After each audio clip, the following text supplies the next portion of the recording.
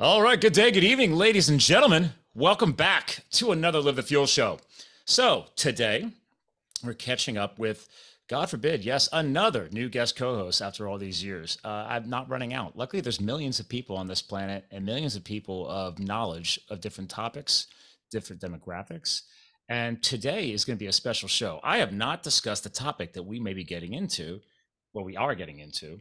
And it's been on a lot of viral podcasts. I'll go ahead and name drop people like Joe Rogan and other amazing shows because I'll just start off. Pharmaceuticals, bit of a problem. There's lots of documentaries out now. My wife and I love documentaries. My wife is a medical doctor for animals, and she is aligned with me that, okay, if you don't have to put a drug in your body, don't. So where am I going with this, ladies and gentlemen? The polarized subject of psychedelics. That's right, not marijuana, mushrooms, psychedelics. There's lots of documented articles everywhere now and videos, people discussing, the depths you can reach within your mind. And I'm just so intrigued by this subject because I don't know a lot about it. And that's why I wanted to bring this gentleman on. He's a bit of an expert, ladies and gentlemen. He might know a little bit about the, exploring the inner world of yourself. He's a passionate advocate. I've watched multiple videos and I did listen to a couple podcasts, one of which I'll go ahead and shout out another show, Order of Man. That was a show that this gentleman was on, but it's about the responsibility of it too. It's not just about the thoughts around it. He himself in his own videos on his website discuss how maybe it's not for everyone. I love that honesty about that. But we're talking about a master's of science in psychology. I'm a bit of a psych buff. I dual majored. And, it's a little bit about the neuroscience side, the mental health side. Ladies and gentlemen, there's lots of things going on in this modern world, lots of depression, lots of mental health issues, abuse of drugs, etc. We're going to dig deep today. So without further ado, Matt Zemon, sir, welcome to the show. Scott, thank you for having me on, and thank you for deciding to take this topic on for your podcast. It's so polarized, right? Like you think, I thought the marijuana subject was already pretty well polarized. Right? I've lived in Colorado, I've lived in Arizona, now in Pennsylvania. It's medically approved, but this is a whole other level, right? I mean, to properly, let's go ahead and start here. To properly explore psychedelics, you still got to really technically go outside the country, right? To do a proper guided process. Let's start there. There are three ways that people access psychedelics in America. So the only legal option is to go for ketamine.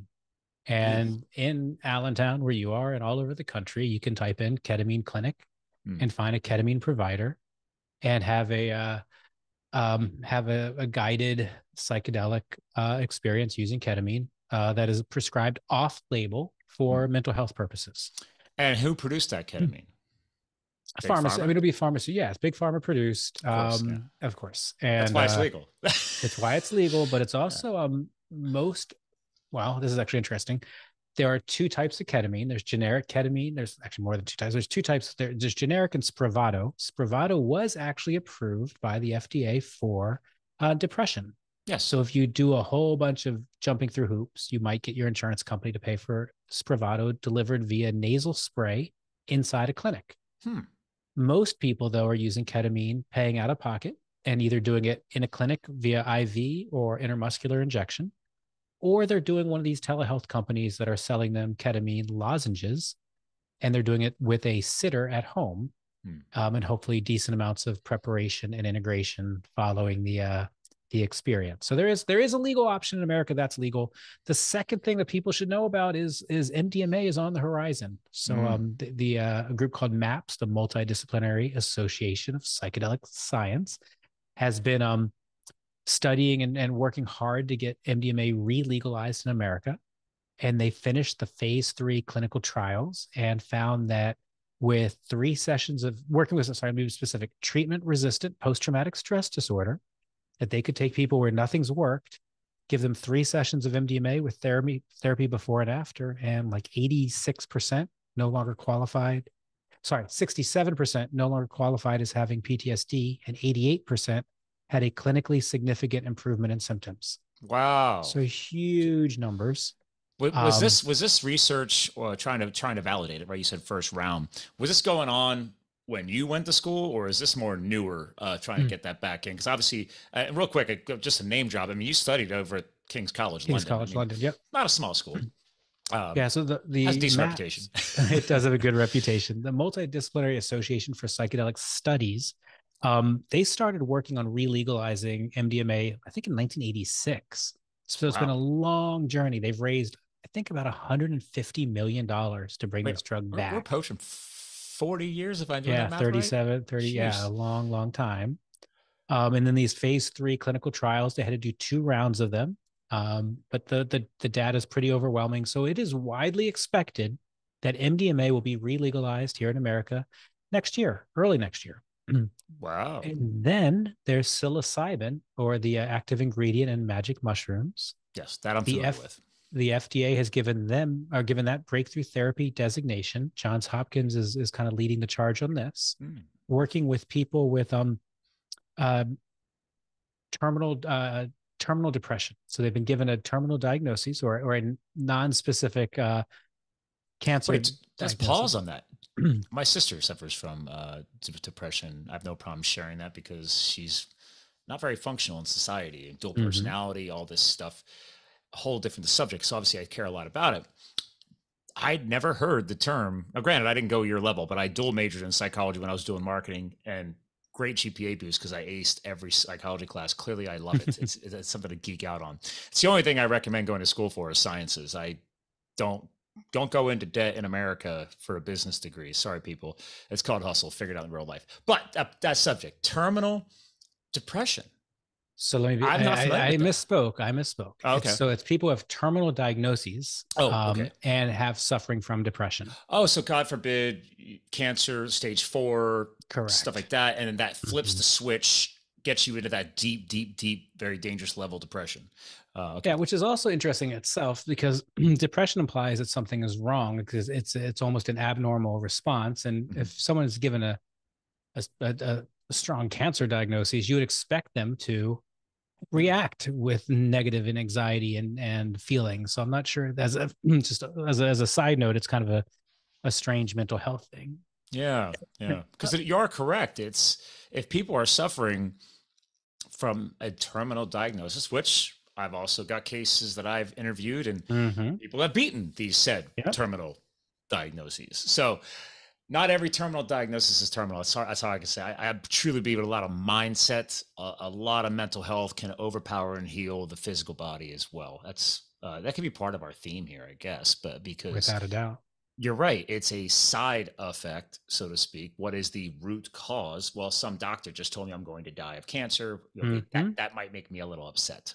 Yes, Just a little. and rightfully so. So Yeah. what they're showing is giving them psilocybin has greatly relieved their symptoms of depression and anxiety. It's changed their thoughts about mortality. It's changed the way they interact with their family. And a single dose is still having results after a year. Wow. So it's really incredible. So maybe that's another couple years behind. But so again, right now, legal in America is ketamine, hopefully MDMA next year, psilocybin a few years later. Well, let's And with talk. Let's pause yeah, on tell that. me. Ketamine. There's a lot of negative connotation around that, right? So, is it an addictive, quote unquote, drug or process to go through by taking under medical supervision? Is ketamine something that can be addicted to? I love love that question. There are animal studies that show, and there are certainly recreational users that have shown that ketamine can be an addicting substance. Okay. In a medical environment under supervision with the levels that we're talking about, it has not been shown to be addictive, but Okay. it's certainly something for people to watch out for. So I'm always saying, look, just because you heard on a podcast, you heard on a news report that the value of ketamine, be careful if you're Yes. not doing it under medical supervision. It is something that can get away from you. Well, So it's just true because we all have different microbiologies. I mean, I've done genetic analysis on myself. I've done deep dives into my blood work. Like, not everybody is manifesting the same genetic markers, which triggers lifestyle impacts, all of that stuff. So it's like steak could affect me different than it affects you, right? So obviously a drug or a plant could affect us differently as well. So actually, would a mushroom fall under the plants? Yes. It's a fungi. It's actually whole Okay, I different was going to say species, it. but same idea. Yeah, different It's not dimension human. there. Yes. So let's pause here. Let's give you a full circle back. I name dropped a couple things, right? Masters of Science in Psychology, neuroscience, mental health focus there, King's College. Were you Did this pop in a little bit when you were doing your coursework? Was that Oh, of some of the course. studies? Okay. Yeah, my synoptic project was on the efficacy of ketamine, oral ketamine, on symptoms of adult anxiety. Okay. So So yeah, no, justify it's why you might know a little bit about this subject. yeah, no, I went back for this specific purpose. Hmm. All right, so we've talked about America. I want to just narrow in, if you're listening and you're in Colorado or Oregon, you get a couple exceptions. Oh, yeah. Oregon both have did ballot initiatives to legalize a medical framework. Oregon's already up and running, kind of, and Colorado's in the process of building it ready. How about But California? California, so far, Oregon and Colorado are the only two ballot initiatives for that. Okay. California had something that got through the legislature, is vetoed by the governor, but he's asking for some more, basically some more guardrails before he signs something. So who knows what happens next year in California? Yeah. And then both those states and then a ton of different cities have done the second way people access psychedelics in America, which is decriminalize. So decriminalize means it's not legal, but it's been, the law enforcement in that area has been told this is the lowest priority. We don't spend any resources pursuing people who have small amounts of psychedelics. And there's multiple cities in California, Ann Arbor, Michigan, Detroit, Michigan, Washington, D.C., a bunch up in Maine. There's a number of cities that have decriminalized psychedelics. And then also, all of Colorado, all of Oregon. Yeah. Well, I mean, let's be real. I think they're a little busy with all of the dangerous things coming over the border: cocaine, heroin. Then there's our quote unquote legalized painkillers. I think that's got a lot going on. So yes. I think that's a little bit more important. That's legitimately killing people in droves. It's very, very tragic. And that's why I wanted to talk about this subject, because I want to know where we're at. Like you've already hit on it. Okay, there's been some advancements. There's stuff coming along. Do you have concerns about them really pushing a if that's even a word, a re-legalization, right? It's like, what if certain things start happening in those couple of states or certain cities in a negative way? Like, what are some things that could negatively happen? Even though I love positivity. Yeah, and I've got one more method of access. We'll come back to that. Yeah. There are people who are greatly concerned that what happened in the 60s could repeat itself, that if this gets too out of control and the public is just has willy-nilly access to all kinds of psychedelics, that the history will repeat itself. I don't believe that's going to happen for a number of reasons. One, it is a different time. We had an anti-war movement. We had a civil rights movement. We had an administration that needed to infiltrate both those groups, and they chose this as the method of entry, even though their science they knew was wrong. 50 years later, when the people are demanding another option, they're saying, "Wait a minute." Suicide, anxiety, depression are on the rise. Yeah. Loneliness is on the rise. Lifespan is declining. We don't have these antidepressants were never meant to be lifelong prescriptions, but our health system's not set up to manage the getting people to taper off. I call it a rubber stamping process. Like, oh, here we go. We'll just extend that script. Yeah. Yep. And like a 10-minute wellness visit. Yeah. And then the side effect profile. So again, if antidepressants work for you, amazing, great. But if they don't, that's not you failing the antidepressant. That's the antidepressant failing you. And it maybe works in 40% of the population.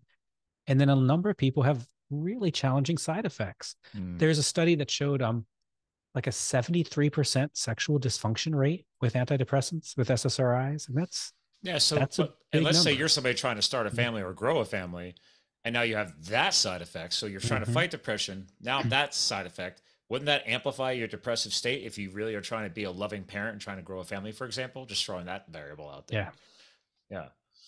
So it's actually fascinating to me that, again, is ketamine perfect? No, but it is study after study has shown the efficacy is higher than antidepressants. The side effects are lower, and you don't take them forever. You take them typically 4 to 6 times in your initial 4-week period. And then maybe it's once a quarter or once every couple of months or once a year, or once on an episode based on when you need it. But it's a very different type of medicine. So I don't understand why we're not going to ketamine first. Yeah. I mean, so since you just hit that, let's get that quick rewind. The third point of accessibility. of said ketamine or treatment here in the US. So, because I'm very intrigued. Yeah, so we talked about medical, we talked about decrim. The third method of access is sacred. There are Oh, over 200 psychedelic churches in America right now who are really? operating, who are Okay. operating under the Religious Freedom Restoration Act, who believe that they have a sincere religious belief that they need the sacrament because they're going to change the language from psychedelic to entheogen because Mm. it connects them with their sacred, with their higher power, whatever that organization and that person believes it to be. And it's a sincere religious belief. And in a country founded on religious freedom, and most of our states' constitutions echo that sentiment. That's a pretty strong way to access psychedelics. Can it I'd say so. scale the way the medical model does? No, but it's not meant to. It's meant for people with sincere religious belief, and that this becomes part of their practice. Well, I believe so. Part of my backstory was, I don't know if you know anything about me, but I was a wildland firefighter out west as my Mm. escape from the corporate world, trying to find Mm-hmm. myself, if you will.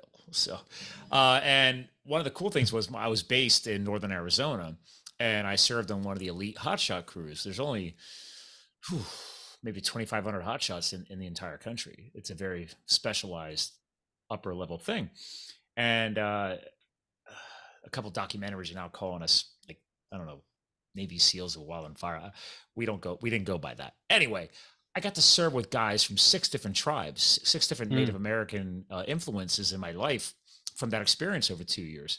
And we didn't really hit on this, but I could tell that this was something, I guess, when you're on, quote unquote, when you're on the Mm-hmm. res, as they always said to me, things are different there, right? They have their own police force, they have their own school systems. It's different. So, do you attribute that culture to the church value, or is that the church list is completely separate from Native? Completely separate and connected. And here's the connection. Okay. For those of us who live in the United States, North America, we have the Native American Church who has been given the ability to practice their religion for their members using peyote. Hmm. And that's beautiful medicine. Most of the psychedelic churches, not all, but most actually don't use peyote because it's a limited supply psychedelic. And out of respect for the Native American church, they want to make sure that the Native Americans have access to their own medicine. So it's Interesting. so it's a like, okay, that's beautiful. Huh. When we think about psychedelics, most of us think about either Native Americans or we think immediately our heads go to the kind of Mexican, South American, Central American, the Aztecs, the Mayans, the use of huachuma or San Pedro, which is a mescaline-based cactus, or the or mushrooms down there in Mexico, or ayahuasca in Ayahuasca. the Yep. jungle. Yep. So we think about that as a lineage as well. But what we don't think about is mushrooms grow in every continent except Antarctica. So there are Siberian shaman up in that part of the world. There were witches burned all throughout Europe for practicing with psychedelics. There's a book called The Immortality Key that his thesis is that Christianity spread in the first 400 years because they took the Eleusinian mysteries, were used that Greek practice for over 2,000 years, took the psychedelic and brought it to an underground communion process and allowed Christianity to spread. Um, my Huh. point, and there's also certainly tribes all throughout Africa and in Asia who use psychedelics. My point in saying that is to take away the othering of psychedelics. We all have a psychedelic lineage, and it's been oppressed by both church and state for hundreds of years, which is why it hasn't gotten the organized structure that our mainstream religions have. Hmm. But that doesn't mean now that it's being rediscovered that you or I have any less of a right to practice that religion using those sacraments, which have been used again for thousands of years, to connect with our sacred, whatever that is for us. Interesting. This is this is why I'm so pumped today. Obviously, I do this show for others, but I always tell people, come on, I got to understand this stuff too. Actually, real quick, since you name dropped a book, and I wanted to make sure people in the show for on YouTube see this, is this the book you're discussing, The Immortality Key? It is. It's a great book. Okay, The Fascinating book. Secret History of the Religion with No Name. Mm-hmm.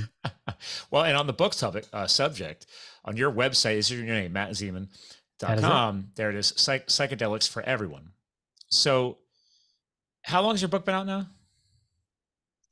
Just about a year. There you go. Okay. There we go. And you're already a bestseller, so congrats. Thank you. I'm a self-published author on Amazon as well. So I put out the So You Want to Be a Hotshot less than 2 years ago on Amazon to tell the story of the transformation I learned from firefighting and the mental and physical impacts and how it's got me to where I am today. I honor that background. So, and the only reason why I didn't plan on writing a book, but I don't know if you did, but if you had kind of funny pause on this as a fellow author, it's like, well, my wife got to a point where she was tired of hearing the fire stories. And so I was like, well, I guess I could just document it then. And then during the writing process, just to get it out of my system, I decided to start a charity for it. And now the book sales on Amazon benefit the charity.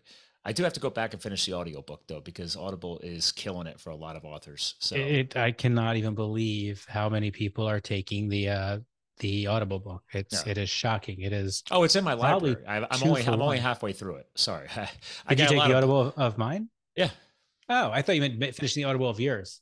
No, I mean, I have to do my audio book. That's what I thought. But yes, because everybody's like, dude, I could have taken the easy way out and hired a voiceover artist, but you and I have the same exact microphone. And it's like, dude, I have the gear. I have the audio quality. Even my editor said, no, you can't hire a voiceover person to do your story. And I said, I completely agree with you because I love it when authors speak their own books. It's wonderful. So a year out there, did it take off as fast as you expected? Because it's a very polarizing subject. That first week, I think the first week we launched, we had like 2,000 downloads. Strong work. It was a huge number, and we were like, "What is going on?"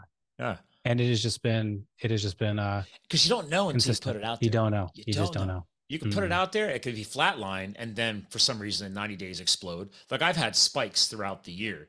I've never had just that explosive thing because it's such a unique subject. I mean, even when part of my backstory, I didn't even know what a hot shot was. I didn't even know what wildland fire. I was born in New Jersey and grew up on a farm in Pennsylvania.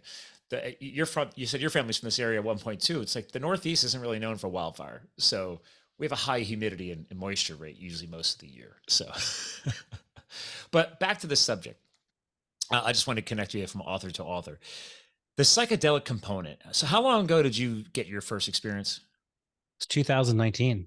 Okay, so it's more recent. Yeah. Oh yeah. No, it changed my life, Scott.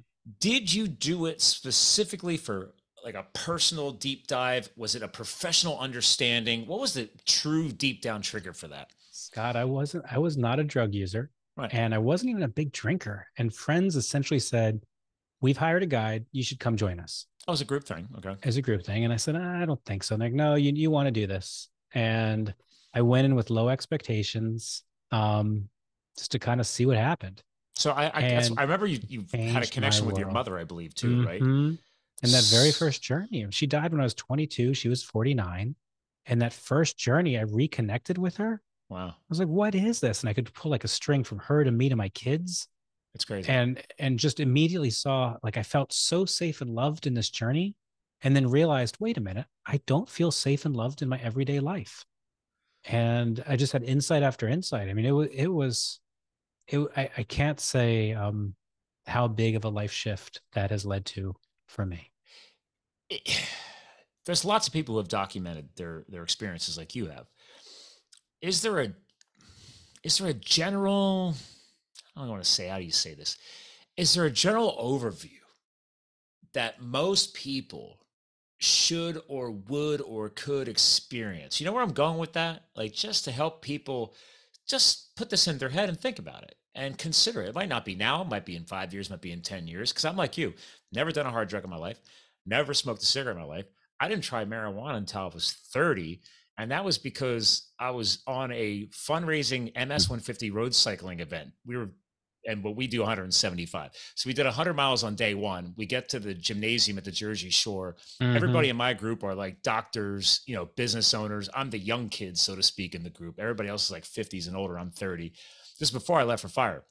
And they're like, dude, just get over it. Just have a brownie. And that was my first marijuana experience. I was like, okay. So it takes me a while to get into at least considering something. I'll never consider the hard drugs. I'll never consider cigarettes. I'm too clean for that. So just give you a little bit more of a connection between us here. It makes total sense, Scott. That's I resonate with all of that. It's so is there something, every journey is unique to the person. Okay. And it matters on who's facilitating the journey and how the person felt when they woke up that day and how they surrendered into the experience and on and on. But I'll tell you this, the research says if you've paid attention to your source, where'd your drugs come from, your set, what's your mindset, and your setting, where you are, your physical environment, Okay. that upwards of 80% of those who have a high dose psilocybin experience, I'm just going to stick with psilocybin for a moment, are going to say it's one of the most 5 or 10 most important things that's ever happened to them. It's up there with the birth of their child, with getting married, with the death of a parent. It's going to be that meaningful of an experience. Now, how specifically it's meaningful to the person, who knows? But it can be a pretty profound experience. So something I heard right there was, yes, I get it. One, I'm hearing if I was ever going to do this, right, I have to be 100% focused and into it to maximize the moment, the experience, right? Know my surroundings, be comfortable with, if I'm doing a group thing, everybody is comfortable. The other piece of this was that what I heard was the guide. So if I did the same exact, let's say, session, same exact location, same exact dosing, but then there's, let's say you do it 4 different times, there's 4 different guides. That could potentially be 4 different experiences. It will be 4 different experiences no matter what. Okay. Even if it was the same guide, it'd be 4 different. Drastically or similar or? It can drastically. Wow. Because you're different. On those 4 moments in time, your life has changed. Things have happened. And you're a different person as you walk into that room, and you have a different intention and different outlook for that moment. And that's true, especially after the very first one. If I go back for another one, well, obviously I've already been opened up to it.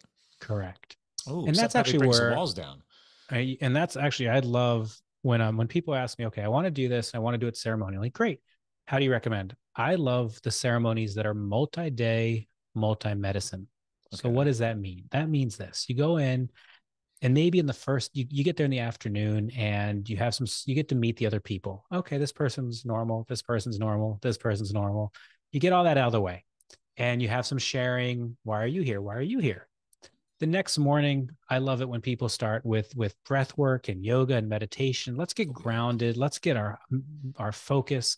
Sorry, I'm going to back up actually. Before the ceremony starts, super important that there's a medical intake. So, some medical person has looked at your background and said, okay, this person's okay to do these medicines. There's an informed consent and with rules. I know nobody's going to touch me without me giving permission. I know that nobody's going to have a camera in there. Is this the guide, or is this actually like a medical staff? Like, is it a nurse? Is it a doctor? Or the same thing applies to above ground as below ground. So if you're working in a ketamine clinic, they should do the same things: medical intake, informed consent. And if you're working with a church, they should do the same things with a medical intake, informed consent, and probably a preparation call where they say, let's help you set your intention. So all that's in advance. You get there, you have your pleasantries. The next morning, you do your breath work, your yoga, your meditation. And then I love the churches that start with a heart opener. That can be sassafras, otherwise known as MDA, or it can be MDMA. Either one is fine, but it allows you to feel incredible love for yourself, incredible love for others, and connect to your sacred. It allows you to practice surrendering and breathing. I know the power of breath work. I definitely know that. So the power of breath work. So yes. And here you also get used to your fellow travelers. You get used to the musicians in the room. You get used to your guide. It's a great first day. Second, then fire circle that night. Everybody's sharing because everybody's open. Second day, breath work, yoga, meditation, and then maybe do psilocybin. And now you're diving deep into the interconnectedness of all things. You're feeling connected with the earth. You're feeling as one with nature. You're feeling, again, you're sacred. Powerful, powerful day. And then the third medicine would be, for some ceremonies, would be like a BUFO, 5-MeO-DMT. A BUFO? Let's make sure I heard that it's right. BUFO is the abbreviation from the Bufo alvarius toad. It's like a rocket ship. It's a non-duality medicine that there's no subject and object. There's just you in the universe. And there's not even you. There's just the universe, and you get to be a part of it. And it's a beautiful way. We talk about it as your private conversation with God. It's a beautiful, beautiful medicine. So if you were looking that up at home, it's BUFO, or 5-MeO-DMT. And I think that way people have the ability to kind of practice on ceremony number one, have a deep dive in ceremony number 2, have a non-duality experience in ceremony number 3. And then what's super important is following all these ceremonies that they have some type of integration process for you. There's some way to unpack it. So a lot of the churches that I talk with, they'll do 4 weeks of integration calls where everybody comes on, they talk about their prompt for the week or what's come up for them for the week, and they share that experience. But it's all part of the process. It's not just a biochemical process like traditional pharma. It's a biochemical, psychosocial, spiritual process. And the psychedelic is just one catalyst of the experience. Well, part of this is, I know the word I see thrown around a lot, I know you used it in a lot of your content, is that expansion of our consciousness. So I think we can all agree, anybody hearing this, that is, whether you are embracing this subject or not, there is no way we're using 100% of our mental capacity. We have very powerful brains, our synaptic pathways. I mean, just there's lots of depth here. I've had neurosurgeons on this show. Mm-hmm. It's amazing what we could be tapping into with potential. And I know that's a hot subject around ayahuasca and other components, right? Is that what if you open up a whole new level of depth into your mental capacity, spiritually, mentally, etc. And that's a big part of this, right?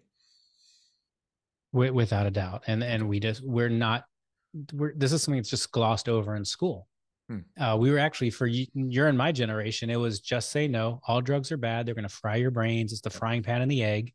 Oh yeah, the old commercials. Yep, the DARE programs. Yep. Thank you, Mr. and Mrs. Reagan. It worked for me, but that's not the case. And we spend so much time being taught, like, hey, you can study the furthest reaches of the solar system, and you can study the cellular level, blah blah blah blah blah. But we're not told that we should spend any time studying who are we, what are we doing, why are we here. How do we do this? How many people are lost out there, you know? Mm-hmm. Yeah. And how do we maximize this time? And it's, I think it's unfortunate. I think our society's, it operates out of a scarcity mindset of, oh, you better work hard in middle school to get to high school, and you better work hard in high school to get to college, and work hard on your shirt. I got to work hard around the shirt, but there's also some intelligence behind that. So, but you're right. We're driven, especially in this country. Now, to be fair, we have listeners in Canada, Australia, Europe. So it's not like it's just a U.S. focus. We happen to be just leaning on that because you and I are both based here. But we can always hit on that a little bit before the end of the show too, as far as if knowledge around other countries. But I don't care where you are in the world. There's definitely some tribes that probably have more mental depth and spiritual depth than we do in Africa, as well as our own native tribes here in this country, thanks to their history of holding on to that part of their history. Whereas, like to your point here, we just bastardized it and said, "No, it's terrible," right? Oh, we actually did worse than bastardize it. We separate. So back in the old days, there was just healer, and the healer was both a medicine doctor and a spiritual healer. And as Western society developed, we said, "Oh no, we're gonna separate these roles, and doctors will be pure science, and healers will be pure spiritual." Well, psychedelics plays in both realms. Psychedelics are learning to die before you die in many respects. So, I like that. Learning to die before you die. That's a good quote. That's a good quote. I think that's Groff who said that. I'm borrowing from somebody with that one. It's if it's totally fair to say, okay, well, if we gave psychedelics to the clergy, it's fair to say, well, they don't have the most current knowledge about the mind and the brain to keep me safe. And it's also fair to say, if you give it to the science, that they don't have enough knowledge about the spiritual to help guide me through this process. So there needs to be a reconciliation between spiritual and sacred. I agree. Where both are adopting best practices. And you started earlier talking about the issues with drug abuse in this country. When we have an underground market and an underground world, it pushes criminalization up. It pushes people to make really bad decisions. It pushes people to buy things that they don't know what they're buying. And it doesn't allow the sacred practitioners who have never stopped. They didn't stop in the prohibition in the last 50 years. They didn't stop in the prohibition of the first 400 years. They've kept working. All it's done is not allowed them to get access to as much of the scientific knowledge as they really should and want to have access to, and vice versa. It stopped the science from getting the best access to the spiritual practices. And I think it's a shame. I agree with that, because I myself, I tell people this all the time. I don't go to my MD. Yeah, if You I don't. have a massive gash, break a bone, a couple of years back, I had a spontaneous pneumothorax, collapsed a lung, had to get a little bit of lung surgery. Okay, there you go. That's why I pay for my quote health care. Your catastrophic insurance. Yeah, exactly. I actually literally I've tried contacting certain agencies asking, could you just create a policy just for people like me? I just want that emergency backup plan, because then I could take that excess money and invest in every month. I get full body 90-minute massage. Every month I go see my chiropractic doctor. Now I've been researching more depths into functional medicine doctors, because I think I'm a huge lifestyle person, health, wellness influencer, nutrition, and all of those elements do apply. But the MDs do not understand that, because they have gone pure science. They might get a week, if they're lucky, of nutritional education just for that one subject. But this is also why I don't talk about politics on the show, but I don't talk about church, because dude, where I wound up going back to school as an adult student, finishing that degree with the dual major in psychology, that was a Catholic private university. I only went there because their adult business program was pretty well ranked. And I said, great, I could do that on nights and weekends while I'm working my job, paying my way through my career growth. But I had to take courses on theology, or else I could not graduate from the school. I'm not a church guy. Am I spiritual? Yes. But I am a classic definition of agnostic. I don't have the time or the need. Everybody says everybody needs it, this structure of formalized religion. If people need that in their lives, bravo, go ahead. But my wife and I, we don't need it. We're good. So I know that can upset people from time to time. But I agree with your point here of, why are we not bringing some of that balance back? Heck, just the simple subject of Western medicine versus Eastern medicine. Why is it versus? And I love the other quote here. Well, that's not traditional. I'm like, so modern pharmaceutical Western medicine is now called traditional. It's been called traditional. I'm like, to be fair, the definition of traditional usually has a historic element into that. So wouldn't we be referencing Eastern medicine more? I don't know. What are your thoughts on that, Matt? I couldn't agree with you more. I think it's just simply ridiculous. And that our doctors are trained by our pharma companies. They are the high priests of our society. We are taught at an early age, give up our power to the doctors. And then also on the church side, people are leaving churches because they're tired of being preached to, and the hypocrisy that comes with so much of that. So we've become a culture that has moral preaching and medical sedation as our two options, and we never get to the root. And psychedelics allows the person to take the power back and say, this is about my health, my well-being, my connection with the sacred, and only I am going to know what's best for me.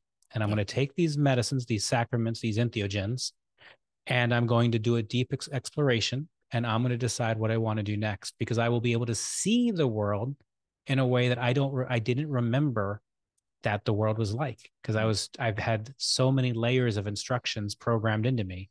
So I see psychedelics in many ways as kind of the first unprogramming step that then leads into, again, what we call integration, where, okay, now that you've seen that the world might not be as you think it is, it may not look the same, it may not feel the same, it may not operate the same. What are you going to do with that information? And how is that going to change your life? Oh, and that's some of that guidance too. It's not just, hey, I got somebody sitting in the room making sure I don't freak out. I mean, yeah, that's important. It is. And actually, I'm a huge fan of people who take the, so there's a couple different trains of thought here. There are guides who are creating music and sound and making sure that you are as best as possible, having as smooth of an experience as possible. And then there's psychedelic therapy, where in some cases, they're actually talking to you while you're on the psychedelic. Okay. I am not, that is much of a medical model than a spiritual model. Most of the spiritual models, you actually have to be careful of being, you're pretty influential, subjectable when you're in a non-ordinary state of consciousness. So I actually like it when the guides and the facilitators don't say a lot when you're under the medicine, that they just help guide you through. They use music, they use incense and different smells to move you along, but that they're not programming you to believe anything. That the whole point of this is you're going to pull the wisdom out of yourself with these medicines, and it's certainly possible to do that. I can feel you on that. Yeah. And it sounds like, what if all that vernacular and speaking and everything else distracts the person? right? So they're really looking for that flow of energy. And I think the calming, because your music is quite powerful, Mm-hmm. influences us both mentally and physically. So I like that. Some very, very important clarifications there. So I don't want to change complete subjects, but I want to see how this aligns. Take 2 minutes. Yep. This is something important to you. I want to make sure you get this into today's show. I want to see how that aligns with what you just hit on, because why did you launch that?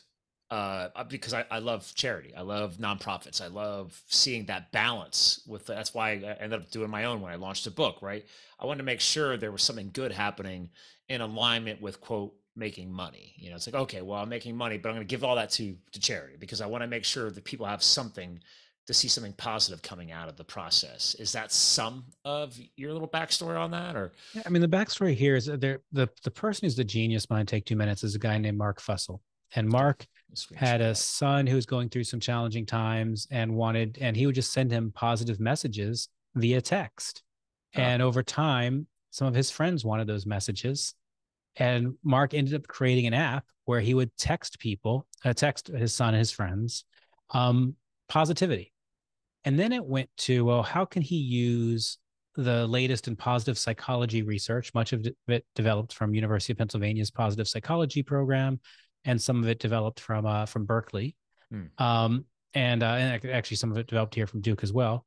How can he create some of those activities and provide them via text? Because in his opinion, teenagers aren't responding to apps anymore. And the truth is, adults aren't either. So this whole Take 2 Minutes, take2minutes.org, it's a free service where people can get positive text. They can get meditations. They can get 3 good things exercises, all sorts of things.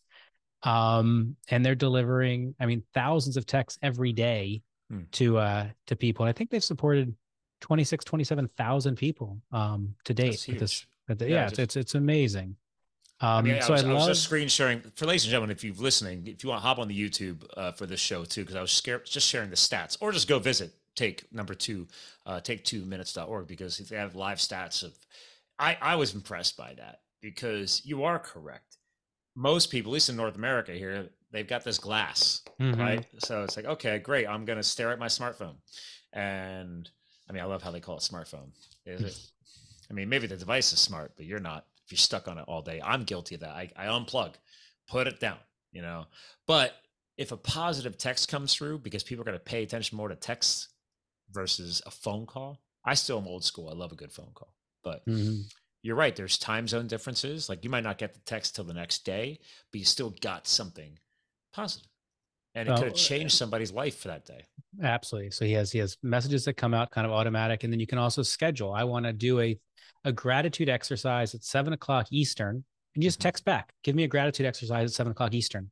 And it's smart enough to read it, to process it, and to send you an exercise at 7:00 Eastern. You can actually say, send me a sleep meditation in a male voice with ocean background, and it'll send you a sleep meditation in a male voice with an ocean background. It's he put some intelligence into this. Oh yeah, yeah. No, there's thousands and thousands and thousands of hours of coding. It is a robust machine. It's used in a bunch of schools. The Department of Defense is using it. DoD. Wow, it's really cool. Well, I mean, full circle back to the beginning of the show. PTSD. Some of the most. I think. I hate to say this, but I think the military still owns the strongest percentile of PTSD. Right? Isn't that? They have a strong victims of sexual assault is also pretty high up there, but we're having 22 veterans a day taking their own lives. And that's actually, as our generation carries a lot of baggage when it comes to psychedelics, because we were told for 50 years how bad this is. What's interesting is both Republicans and Democrats are supporting these psychedelic bills across the country. Republican, Democrat donors. This is what we're aligning on? It's wacky, but yes, it is. It took psychedelics to get the parties to work together. Literally. It's amazing. I mean, even like Governor Perry from Texas became an advocate for psychedelics. It's Texas. Wow. And then we're seeing on the donor side, that 150 million.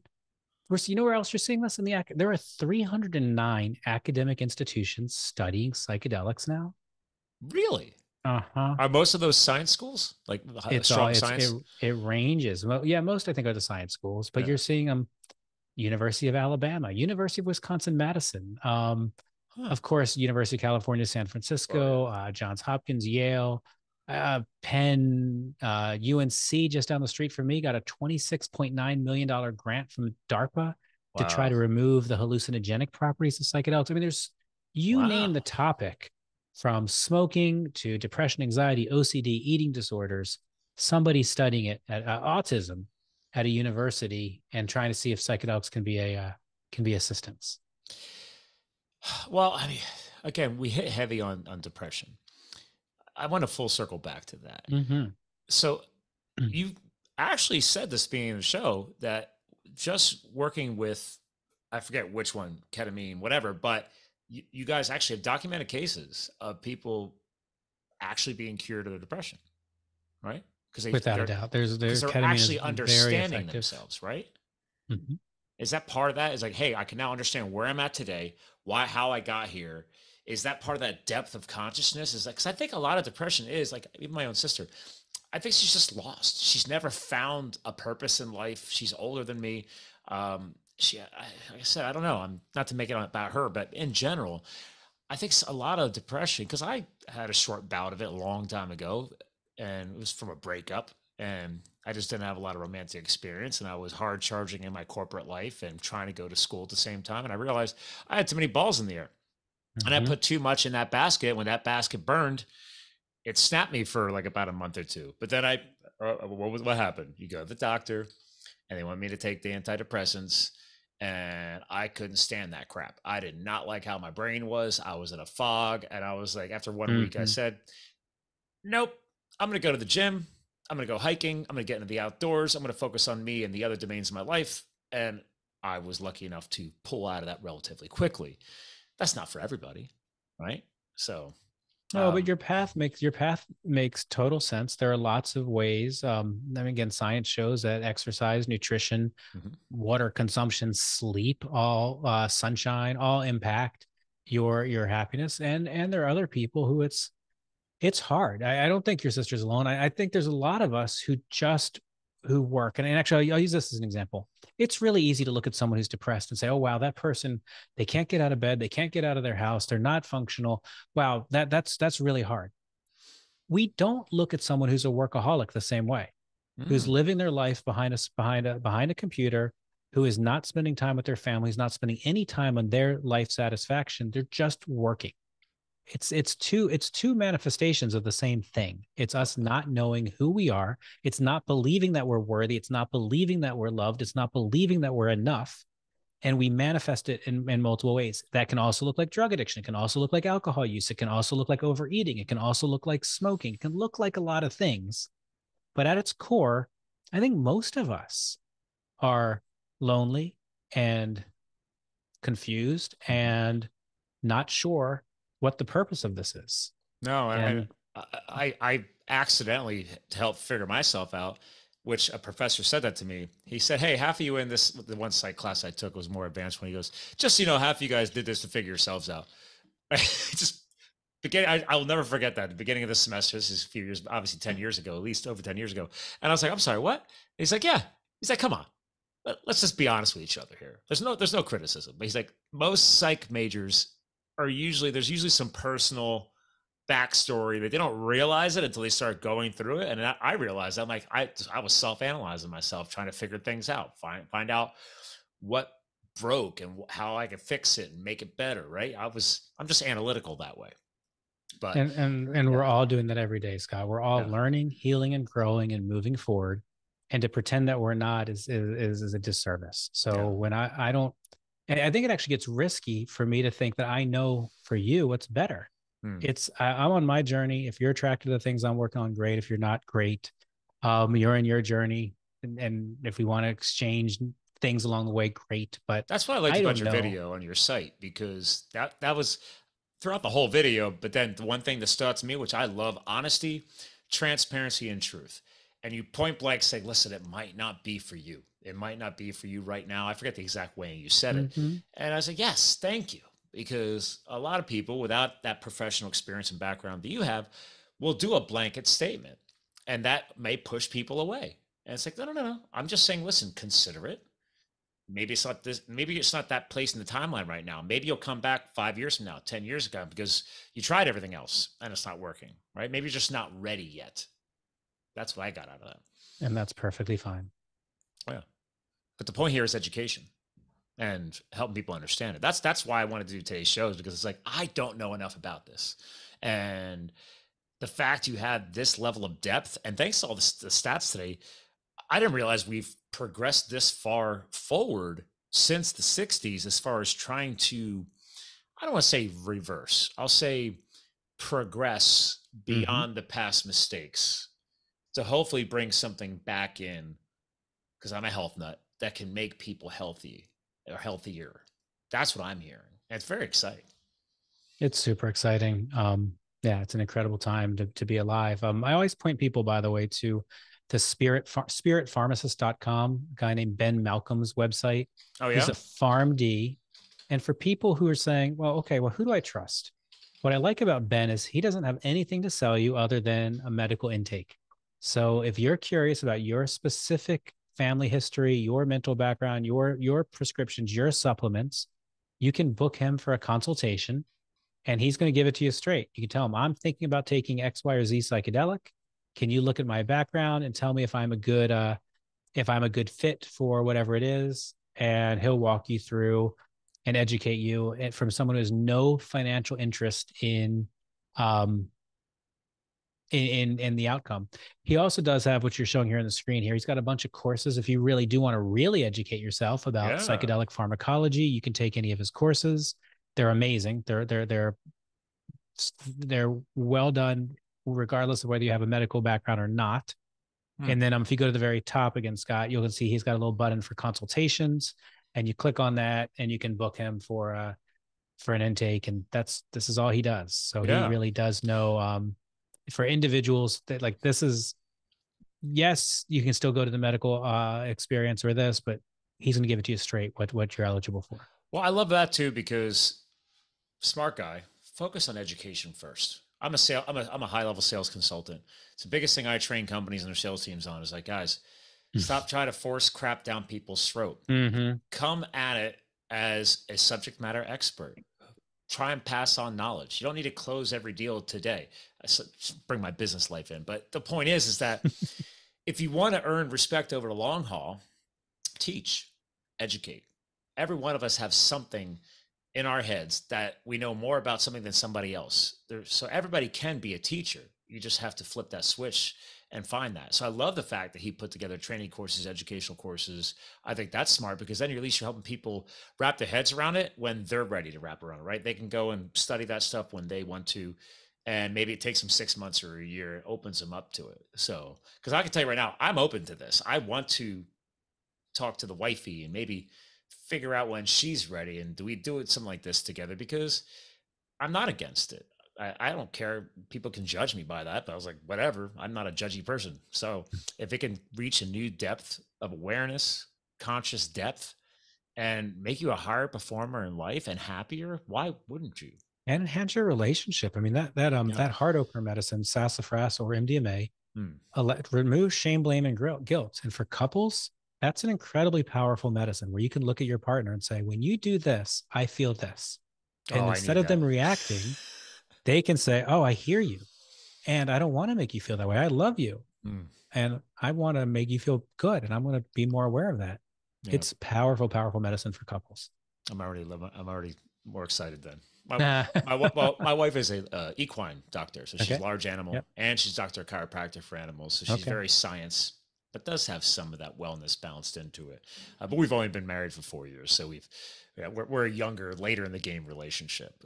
So yeah, I definitely want to figure this out and get something done. So it's exciting to know that you don't have to go to South America to find some ayahuasca and some tribal chief, pardon how that is being explained, but to figure this stuff out. Cause that's what I heard years ago. I was like, oh, I got to plan a Argentinian trip or something, And you can, they're beautiful ceremonies that are done in Costa Rica, Brazil, Mexico, Peru, but you don't have to.